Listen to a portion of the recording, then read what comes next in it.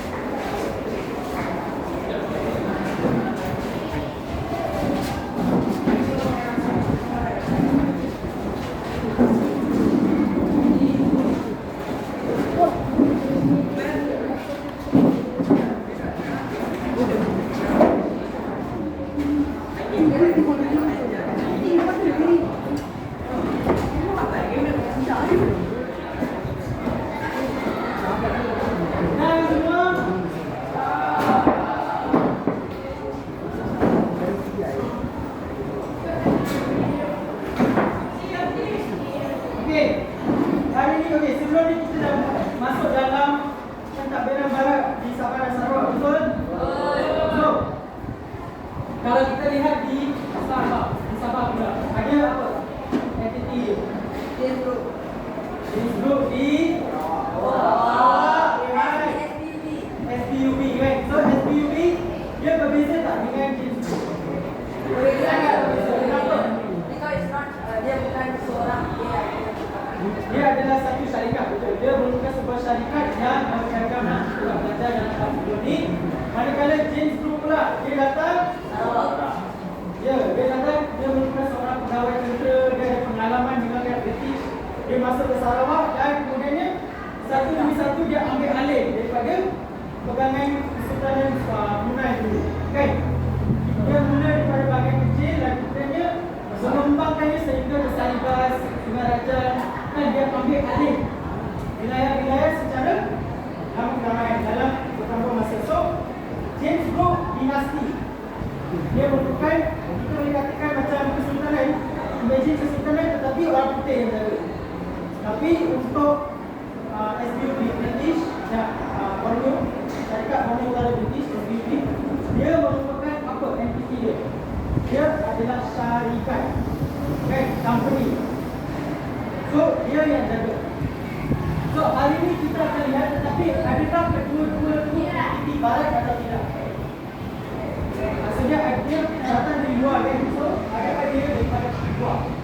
Ya, memang betul. Dia tak terasa di sana. So, dia merupakan, dia masuk dan dia bawa sistem barat dia dah, kan? Dia masuk. So, hari ini kita akan lihat kesan antara kesan pentadbiran barat yang kita lihat di Sarawak dan juga di Sabah, dan kita akan mungkin kita lakukan perbandingan secara sendiri. Berapa sama dan berapa tidak sama. Okey, ada tu dia berbeza. So, semua boleh buka buku teks pada muka surat 124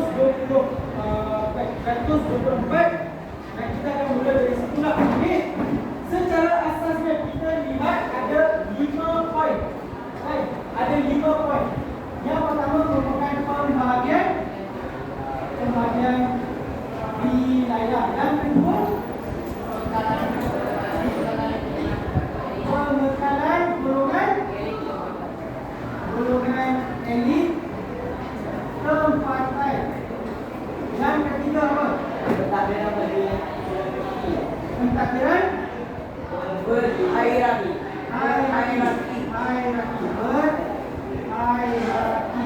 Okey, yang keempat pula pentadbiran berasaskan kaum. Dan yang kelima perundangan. Jadi kita lihat satu demi satu. Okey, pembagian wilayah dia berasaskan apa? Geografi, kan? Sampai sempadan ataupun pengembangan sempadan yang kita lihat di Sarawak, kemudian di Sabah juga. Yang kedua, pemekaran golongan elit tempatan.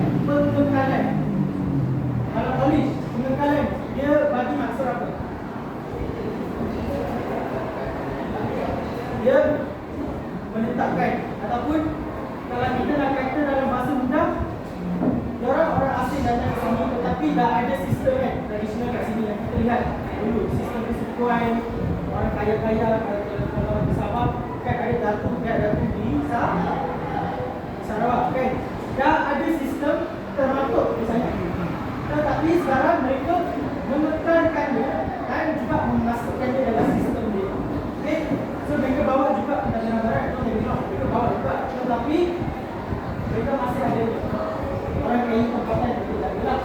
Yang ketiga, pentadbiran berhierarki. Hierarki dia maksudnya apa? Hierarki tata organisasi, betul. So ada orang yang paling tinggi dan juga ada orang yang paling rendah. Dan dalam pertengahan dia ada kelas pertengahan dan sebagainya. Itu dalam dunia moden. So kita lihat pentadbiran berhierarki ni maksudnya semua orang ada peranan masing-masing. Okay? Dan yang keempat pula kita lihat pentadbiran berasaskan kaum. Maksud dia satu kaum jaga bahagian ini saja. Dan juga manakala kaum yang lain dapat hanya satu peranan yang spesifik itu saja. Ini tak boleh keluar daripada peranan itu. Ini tak boleh tu, ini tak boleh apa benda ni. Ini kaum lain, tak boleh. Itu sistem dia lah. Dan last kali perundangan lah. Kita semua tahu apa itu perundangan kan. Asaskan undang-undang.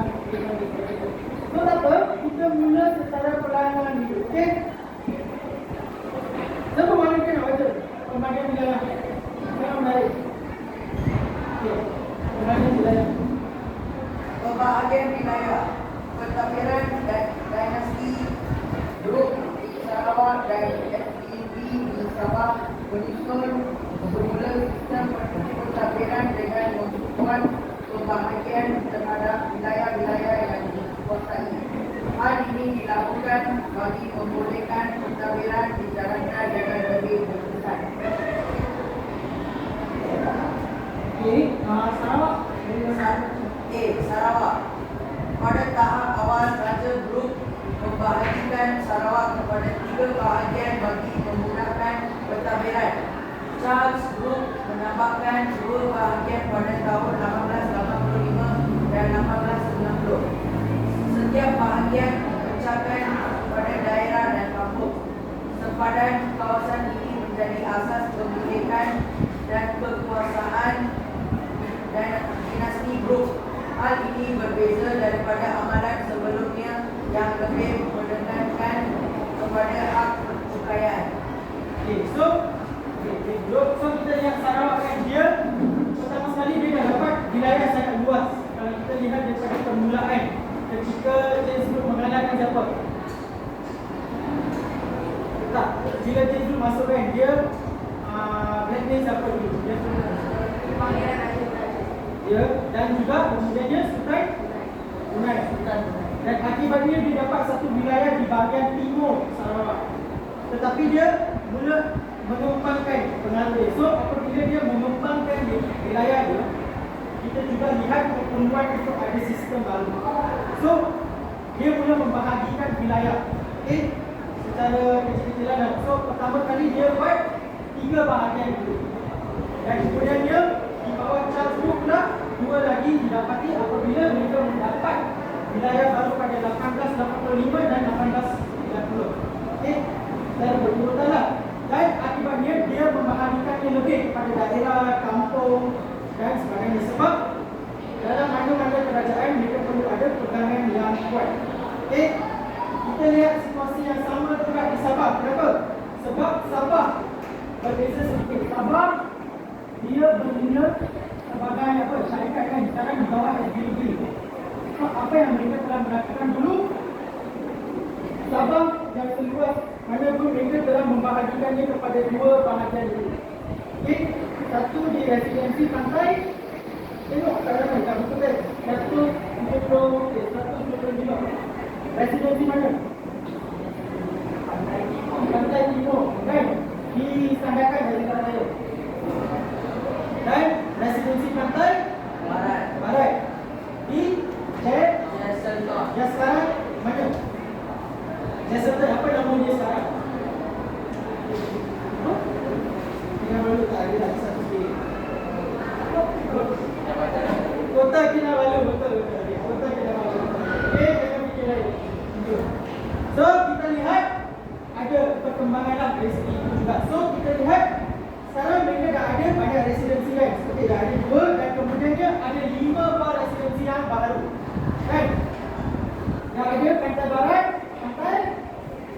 timur. Lagi satu ada pedalaman. Ada tawau. Last kali Udai. So, lagi apa? Ada pedalaman. Yang baru lagi 3. Yang baru 3 tu apa? Residensi, pedalaman, Pedalaman, Udai dan tawau. Okey, betul. Dan kita lihat ada apa lagi yang mereka buat. Setiap residensi ini akan diperintah ataupun ditakdir oleh seorang resident. So, konteks resident yang kita lihat di tangan air dulu boleh. Kalau resident dulu yang maha berkuasa kan, di Perak, Selangor dan sebagainya, sini tak ada konteks. Dia sebahagian sistem company tu. Okay, company tu. So, kita lihat setiap resident di residensi ditakdir oleh seorang resident. Dan siapa yang membantu dia? Pegawai daerah kan. Dan pegawai daerah juga ada pertolongan yang melalui penolong pegawai daerah. dan mereka lazimnya mereka orang Inggeris ataupun orang sebab syarikat orang putih apa-apa istiadat orang putih lah kan. Okey. Yang kedua kita akan lihat adalah apa?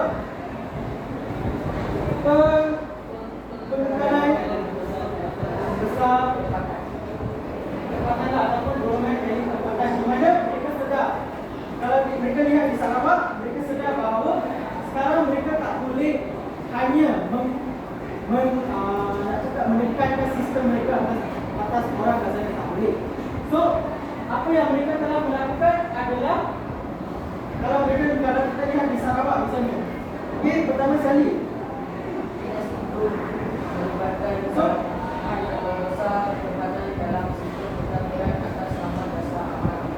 So, dasar amanah ni maksudnya apa? Apabila James tu ambil alih Sarawak, dia juga memberi sebuah, boleh katakan perjanjian lah, bahawa dia akan memastikan adat istiadat orang kat sana tu, orang tempatan tidak dikacau. So kita lihat dan juga ada sebab praktikal juga mereka membawa orang elit tempatan masuk dalam pentadbiran mereka. Kenapa? You beribu-ribu kilometer jauh daripada Eropah ataupun Britain. So apa yang next best thing yang mereka boleh buat? Dapatlah orang tempatan kat sini dah ada buruh. Latih mereka dapat buat kerja. Kan? Pandai. Buat kerja secara pandai. Dah ada orang kat sini yang tahu budaya. So mereka ambil mereka dan mereka dah latih mereka dan buat lah. So kita lihat di sini pula, kalau kita lihat di Sarawak, dia sangat itulah, mereka memastikan bahawa budaya itu sangat dijaga sebab pertama sekali kalau kita lihat Charles Brogan, dia memastikan orang tempatan ini kan seperti Datuk Patinggi, Datuk Amar, semua ni mereka terjaga dan masuk dalam pentadbiran kan. Seterusnya apa yang kita lihat ketika pentadbiran Charles Vanderbilt. Siapa Charles Vanderbilt? Raja Putih ketiga kan. Dia mengeluarkan jawatan-jawatan baru seperti Datuk Pembingung dan sebagainya lah. Sebab dia nak memastikan orang tempatan tu dia taat kepada pentadbiran mereka lah. Kalau kita lihat di Sabah pun kita lihat situasinya yang hampir sama lah. Sebab begini, ketua kampung di Sabah ni, ketua kampung dibahagikan kepada 2 jenis, yang diperakui dan tidak diperakui. So yang diperakui bagus, didapat gaji dan kamu diberi hak untuk menguntit cukai untuk kerajaan. Untuk yang tidak diperakui, mereka tak dapat cukai lah. Mereka tak dapat gaji sebagai kerja kerajaan. Dan seterusnya kita lihat ada institusi-institusi yang tempatan juga. Misalnya ketua anak negeri kan. Mirza boleh baca sikit tak pasal Sabah?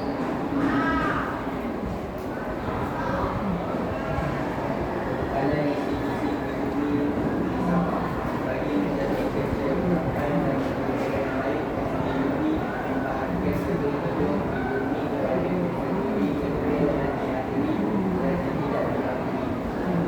Negeri yang diakui disediakan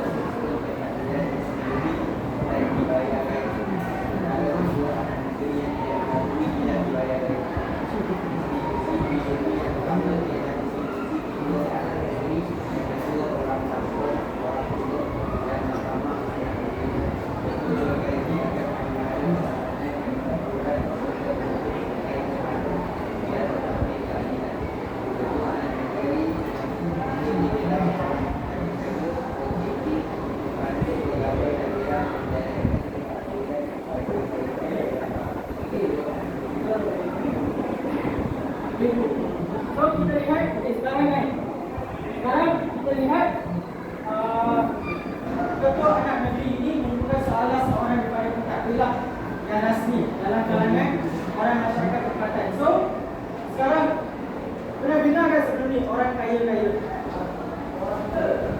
Orang kaya-kaya pun ada sebelum ni. Rasa ada? Ha? Oh, it's okay. Dia begini. Orang kaya-kaya ni dia merupakan seorang pembesar. Okay? Pembesar tradisional di Sabah. Dan mereka yang orang kaya-kaya ni dia merupakan ketua anak negeri yang dah diakui oleh kerajaan dan dia berhak menjadi penolong untuk pegawai daerah. Kan sebelum ni pegawai daerah orang putih. Orang putih. Dia tak nak orang lokal buat, tak. Dia jaga sendiri. Tapi penolong, mereka you boleh bantu dia. Itu di bawah ketua anak negeri yang diakui OPK, dia boleh dialih. Okey, itulah. For now kita lihat dalam hadis ini. Sekarang kita lihat pentadbiran secara berhierarki. Di mana kita akan lihat kenapa wujudnya hierarki itu. Okay, so hierarki ini agak complicated. So kita akan baca secara perlahan. Okey, seterusnya kita lihat pentadbiran yang berhierarki. Okey. Rizki. Baca ni tak? Pentadbiran yang bagi menyalahkan sistem pentadbiran yang Islam dan hidup di Sarawak dan di Sabah menuntut Sarawak. Saja belum mempunyai pentadbiran di Sarawak dengan dibentuk Majlis Tinggi dan Majlis Negeri. Presiden juga mempunyai pentadbiran pusat dan terdiri dari Kuching, Seberang, Ibu, Sarodi, dan Luas. Setiap bahagian dirancangkan oleh berasa keadilan yang diketuai oleh senawan daerah. Pentadbiran pada pemerintah kampung turut diketuai melalui jawatan ibu yang menjadi ketua bagi satu atau lebih kampung.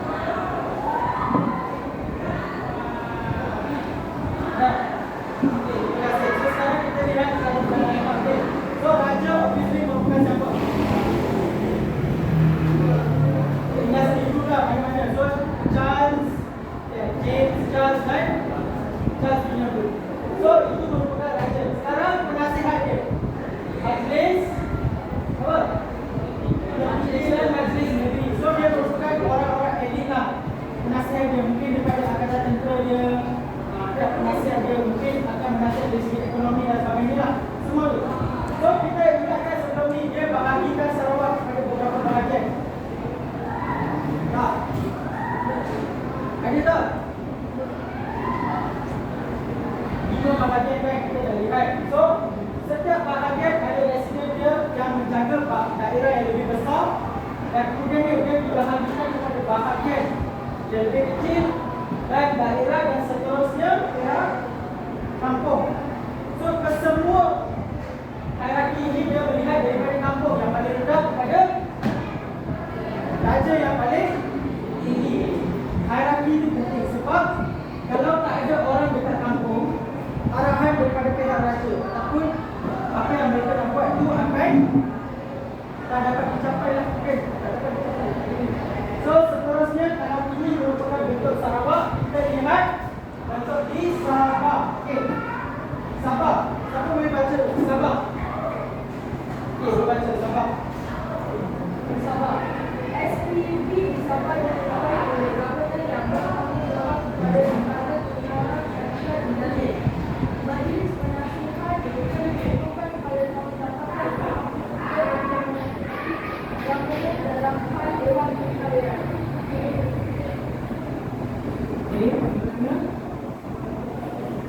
Okey, apa? So sekarang kita lihat dalam hierarki syarikat ini kan dia berbeza sedikit. Pertama sekali ada atas Gubernur. Gubernur yang paling atas technically dia merupakan yang paling pemerintah yang paling tinggi di Sabah. Tetapi dia masih menjawab kepada lembaga pengarah ini. So lembaga pengarah dalam zaman sekarang apa maksudnya? Lembaga pengarah. Korang tahu tak company besar-besar tu? Kalau di lima kecil, dia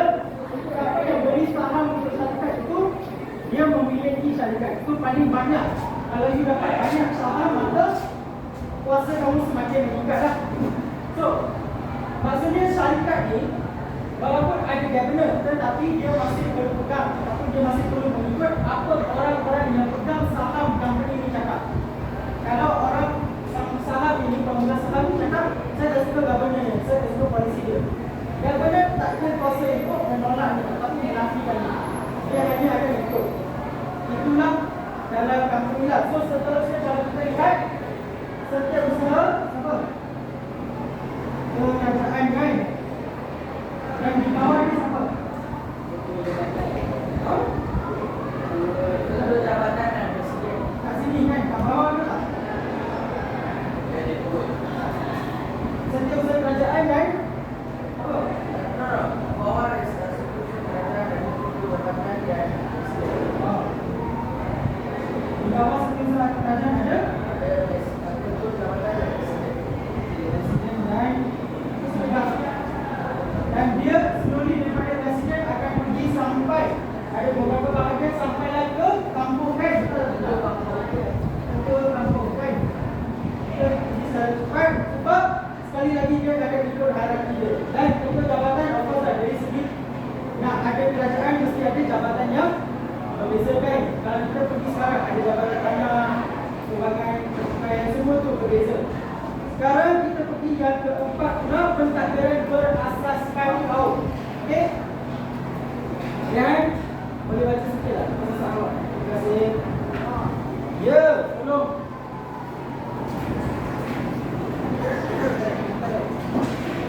Pentadbiran berasaskan kaum. Dinasti pun mengamalkan sistem besar dan besar. Tiga kategori masyarakat dikelompokkan yang dilalui pada Islam. Orang Melayu yang pentadbiran orang Kristen dan ekonomi yang orang yang berada dalam keadaan. Salah pun berbeza jauh yang memiliki masyarakat Islam dan berkumpul. Bagi orang Kristen, disiplin orang Okey. Okey. Apa? Sekarang kita lihat dekat Sarawak kan, dia agak unik sebab dia mengklasifikasi Tangchu tu dia merupakan boleh kata orang yang menyertai komuniti Cina di satu tempat. So dia panggil mereka Tangchu lah. Itu gelaran mereka. So di Sarawak tiga kaum itu telah diberi fungsi yang berbeza lah. Kalau Iban mesti jadi pejuang lah. Manakala untuk Cina jaga perniagaan, Melayu untuk bidang pentadbiran. Okey? Dan masing-masing ada gelaran. Okey. Dan kita juga lihat apa lagi? Ada bahagian berbeza lah. Jadi kalau dua kaum yang berbeza, dua kaum. Dia boleh je. Kalau dekat Sarawak tak ada seperti di sini. Dia berbeza sedikit. Dalam Sarawak ada banyak ada masyarakat yang tak ada kahwin. Sebelum walaupun sebelum. Ketika dia nak pakai dia tak ada macam fungsi mereka akan berubah. Tetapi mungkin kamu tanya bagaimana mereka dapat menjalankan kehidupan mereka. So dia akan ikut bapa ayah, guna ayah, tak ayah mereka. Kalau ayah Iban, dia pun akan ikut peranan Iban. Dia itulah. Okay. Manakala kalau kita lihat dekat Sabah, dia banyak mementingkan adat istiadat tempatan lah, kan? Sebab ada masyarakat, ada makna untuk orang mereka juga. Dan pada masa yang sama, mereka juga melihat ada undang-undang dan sebagainya, undang-undang dan jaga orang tempatan juga. Okay? Dan last kali kita lihat dari segi bidang perundangan. Perundangan, pecah dan pecah maksudnya kamu menghasilkan banyak masyarakat berbeza. Melayu, Iban dan sebagainya. Dan kemudian kamu bagi peranan berbeza. Dan mereka tak berinteraksi sesama, so tak ada perpaduan dalam kalangan mereka. Lebih mudah untuk dia sebut mengawal mereka. Itu dinasti itu mengawal mereka lah. Faham tak? Okey, last kali kita lihat dari segi bidang perundangan. So, dalam kedua-dua aspek perundangan ni kan, ada percampuran. Ada percampuran undang-undang adat yang sedia ada, tradisional, dan juga undang-undang yang diimpor barat.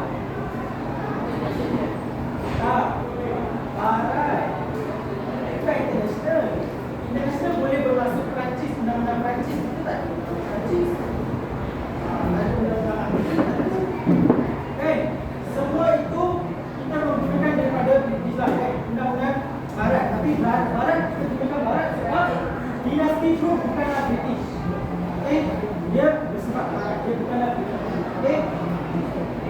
Kita lihat dekat sini. Dekat Sarawak kita memperlihatkan ada beberapa mahkamah yang telah dikukuhkan. Pertama sekali mahkamah Cina ada, dan juga ada mahkamah untuk orang tempatan di sana, serta ada mahkamah yang dikukuhkan oleh residen juga kan, di mana residen akan menjadi magistrate. Okey, kalau kita lihat dekat Sabah pula, mahkamah magistrate dia ada dua jenis mahkamah. Ada mahkamah magistrate satu, dan juga mahkamah anak negeri. Yang tadi kita dah lihat ketua anak negeri. So ada istilah magistrate ni. Magistrate maksudnya apa? Magistrate, apa magistrate? Ha? Tak. Ha? Tak. Okey, dia mungkin dia macam hakim tak? Dia macam hakim tetapi bukan untuk mahkamah tinggi. Dia magistrate, dia bukan untuk mahkamah biasa. Sebab kalau kita lihat di Sarawak, kalau kita lihat di Sarawak, ada mahkamah satu yang diadili oleh siapa?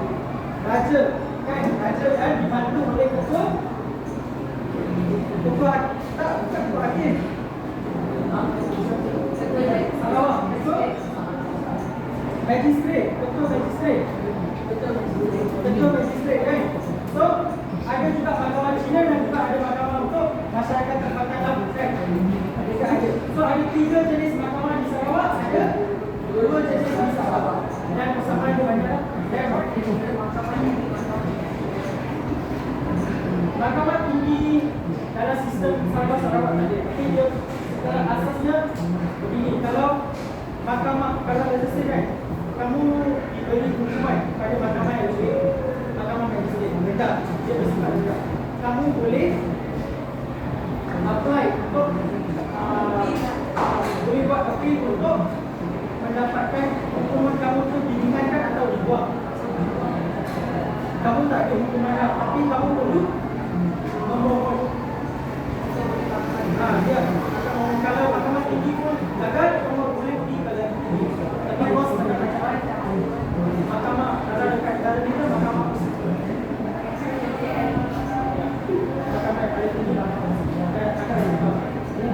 Okey. Sekarang kita nak uji apa yang kamu perlu faham. Kita akan bahagikan kamu semua kepada 4 buah kumpulan. Okey, 1, 2, 3, 4. 1, 2, 3, 4. 1, 2, 3, 4. 1, 2, 3, 4. 1, 2. Okey, yang lain dua tak datang hari ni. Kita dengan admin. Tak apa. Okey, semua tolong pergi ke kumpulan masing-masing. 1, 2, 3, 4. 1, 2, 3, 4. Tolong gerak cepat.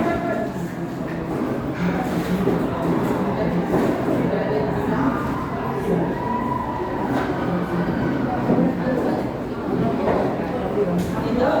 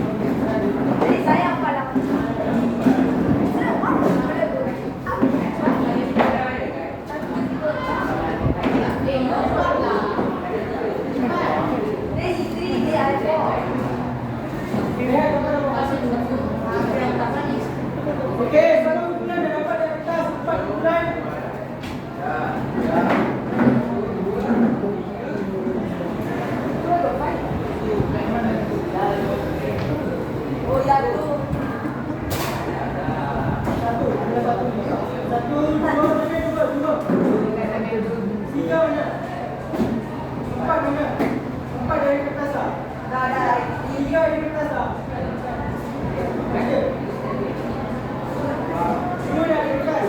Ada. Okey, bagus. Okey, dia begini. Sekarang kamu semua diberi segitiga yang kecil. Faham tak? Diam. Kamu semua diberi segitiga kecil. Tugas kamu semua adalah untuk Segitiga besar. Ya, untuk membentuk satu segitiga besar dan padankan jawapan dengan soalan yang ada pada segitiga berbeza. Sehingga kamu membuat satu segitiga yang besar. Faham tak? Menggunakan buku teks sebagai rujukan. Ya, kenapa dah jawab? Terima kasih. Bulan pertama, saya dapatlah hadiah sikit. Okey, daripada itu. Saya bawa hadiah. Ya. Buka iPhone saya. Tolong jangan.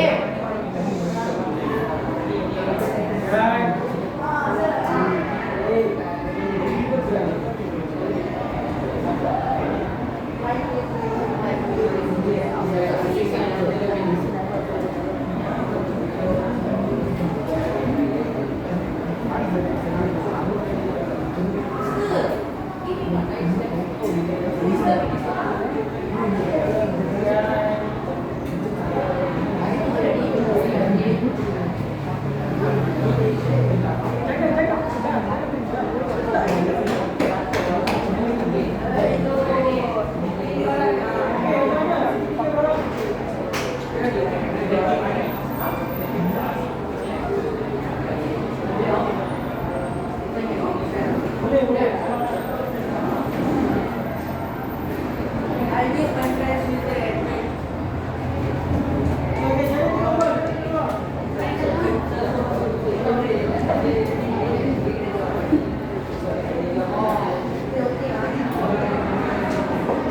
Okay, lampu jangan ditutup. Lampu jangan ditutup.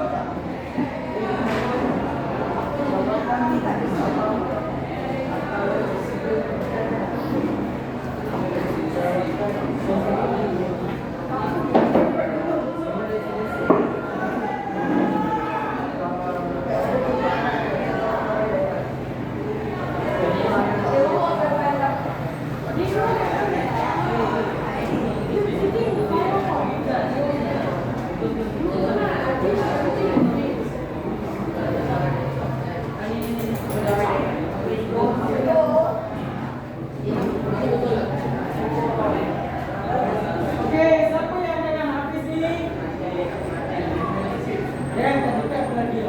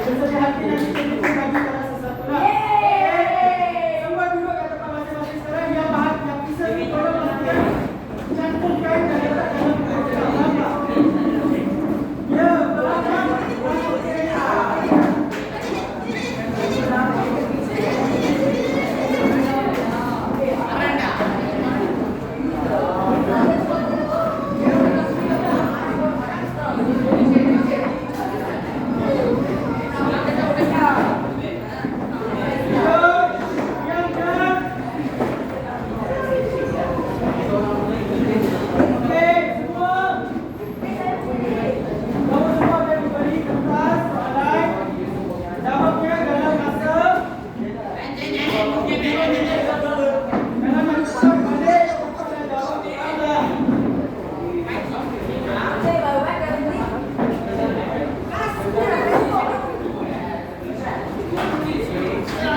Semua duduk ada proses cepat.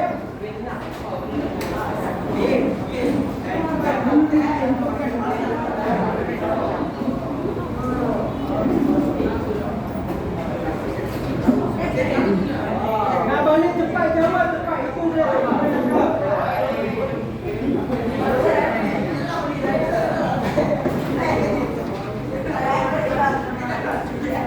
Okey.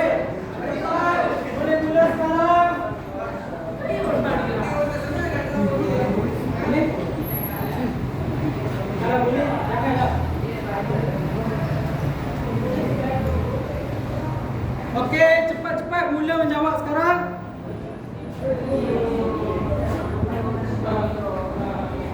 Sir, bolehkah kita lihat dulu? Sir, saya nak teori. Sir, bolehkah kita merujuk? Boleh, boleh. Kalau boleh jangan, tapi kalau nak boleh. Cepat-cepat nak balik cepat. Jawab cepat. Cepat-cepat.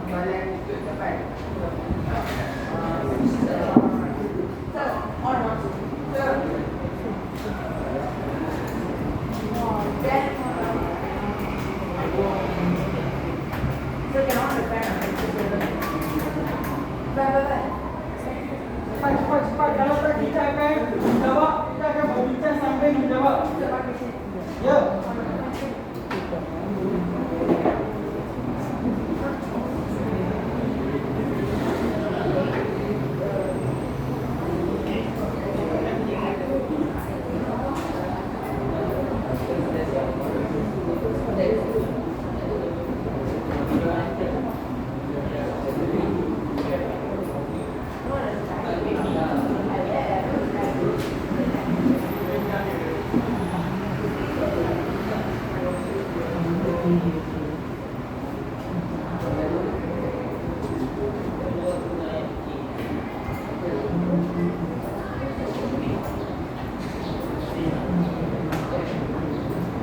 Dah kat mana ni sekarang? Dah habis? Kita dah habis? Jadi kita dah berdiri dah tadi bawah dah habis boleh balik? Tak boleh. Tentang ni.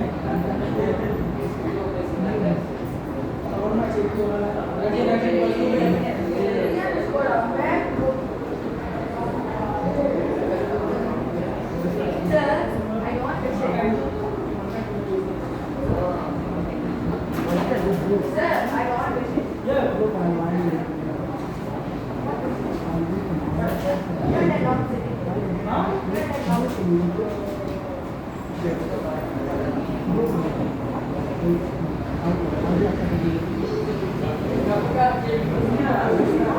Ya.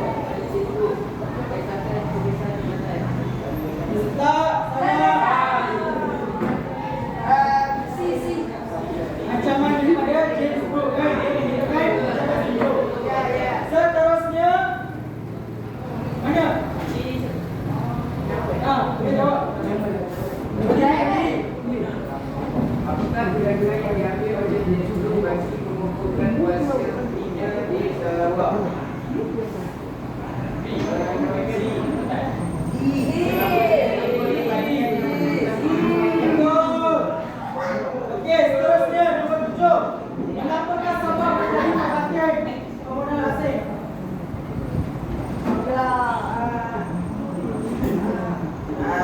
Keluasan dan kesuburan Sabah. Yang lain nak jawab apa? B. Kekayaan ekonomi yang terbatas untuk Sabah. Seterusnya. Rafiki. Dah lama tak dengar suara Rafiki, cepat. Bukan faktor yang menyebabkan ini. Bukan barang dan benda yang boleh dikatakan barang ini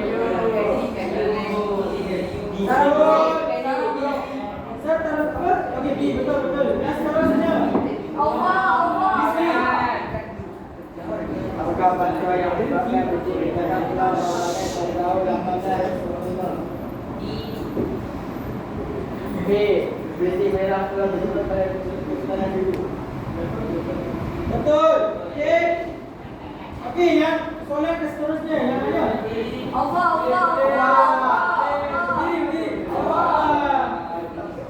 Jarang dijawab. Dia akan belajar.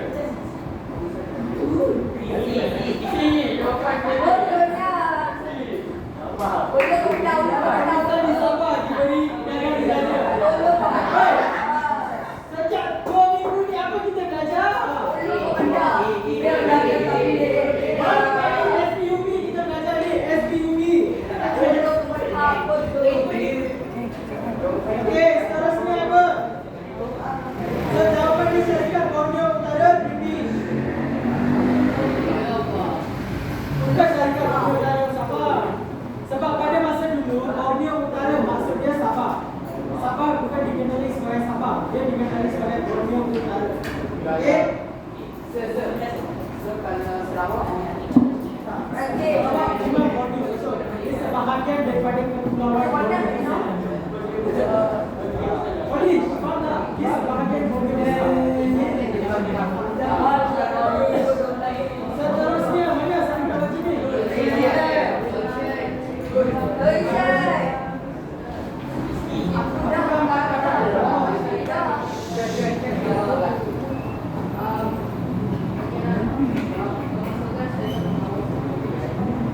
Apa dia? 11 kalau kita katakan sebenarnya dia juga, tetapi jawapan rasmi adalah A. Melindungi serta mempertahankan hak Nombor 12. Mengapakah dinasti Group membuat pembagian wilayah? Mana tu? Itu pun cara kita dengar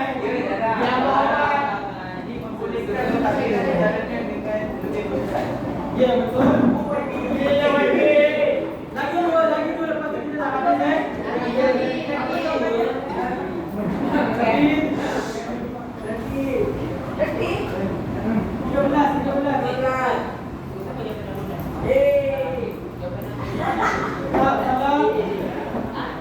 Jawapannya merupakan B. Membahagikan kebetulan ekonomi. Okey, last, soalan last apa?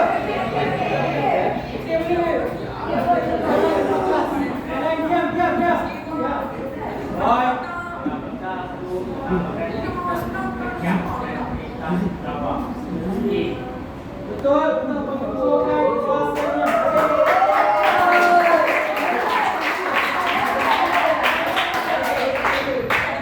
Diam. Tak perlu balik dulu, okey? Sekarang, saya nak dua daripada kamu.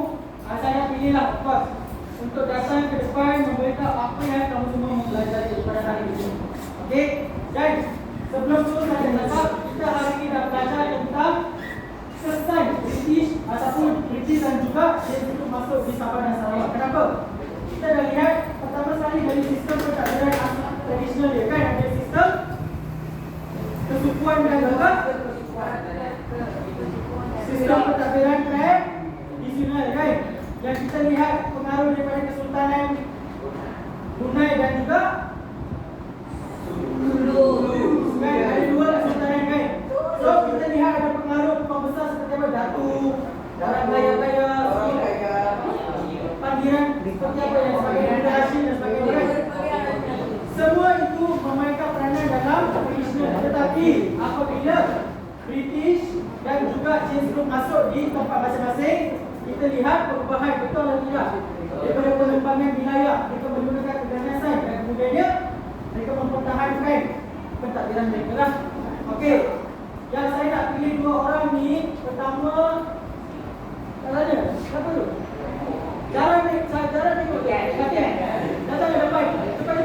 Ada masa nak bahas ni. Yang kedua bisa. Boleh bisa.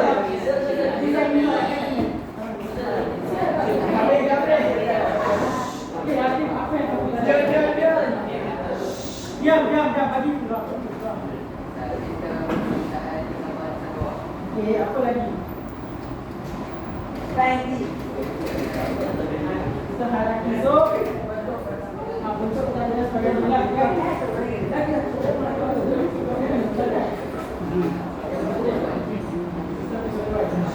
Okeylah, dia is a man of